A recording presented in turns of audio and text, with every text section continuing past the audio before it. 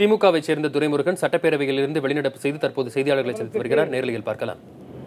கொண்டு சென்று அதற்கான முயற்சியில் ஈடுபட்டு அதற்கு பிறகு ஒரு விதிவிலக்கை வாங்கியிருந்தால் தமிழ்நாட்டில் ஏராளமான பிற்படுத்தப்பட்ட மாணவர்கள் இந்த நேரம் மருத்துவக் கல்லூரியிலே சேர்ந்திருக்க முடியும், சேர முடியும். ஆனால் அந்த தீர்மானம் மத்திய அரசுக்கு அனுப்பப்பட்டதை தவிர ஜனாதிபதியுடைய கைக்கே போகவில்லை. யாரோ ஒருவர் கேட்ட கேள்விக்கு ஜனாதிபதி எங்கள் கைக்கே அது மனு வரவில்லையே என்று சொன்ன பிறகுதான் இவர்கள் போய் தேடி பார்த்து யாரோ ஒரு அதிகாரியினுடைய அறையிலே அது கிடந்தது.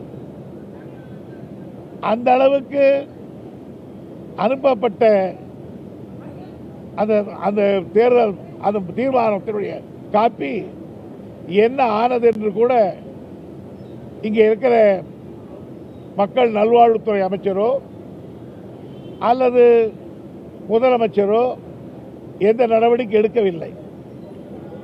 அதை நியாயமாக எடுத்திருந்து அது ஜனாதிபதிக்கு கொண்டு போயிருந்தால், அதற்காக ஒரு அழுத்தத்தை கொடுத்திருந்தால் ஒரு கால் நமக்கு விதிவிலக்கு கிடைத்திருக்கும். அப்படி ஒரு விதிவிலக்கை நாம் ஜல்லிக்கட்டுக்கு வாங்கிறோமா அல்லவா? ஆனால் அவர்களுக்கு அதை பற்றி கவலைப்படாமல் அவர்களுடைய பிரச்சனை பற்றி கவலைப்பட்ட காரணத்தால் இன்றைக்கு ஏராளமான மாணவர்கள் இன்றைக்கு வெளியில் இருக்கிறார்கள். இந்த கையாலாகாத தனத்துக்கு யார் பொறுப்பு என்றால் முதற் பொறுப்பு ஏற்க வேண்டியவர் மக்கள் நல்வாழ்வுத்துறை அமைச்சர் விஜயபாஸ்கர். அது மட்டுமல்ல,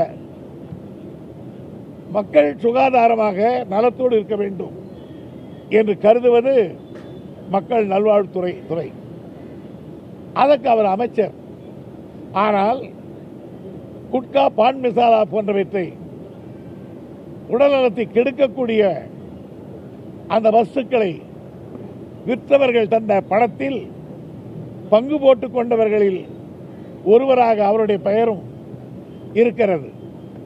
எனவே அப்படிப்பட்டவர் சொல்லுகிற அந்த குற்றச்சாட்டை பதிலில் ஒரு அதிருப்தி அவருக்கு தெரிவிக்க வேண்டும் என்று அவருடைய பதிலுரையை நாங்கள் புறக்கணித்து வெளியே வந்திருக்கிறோம்.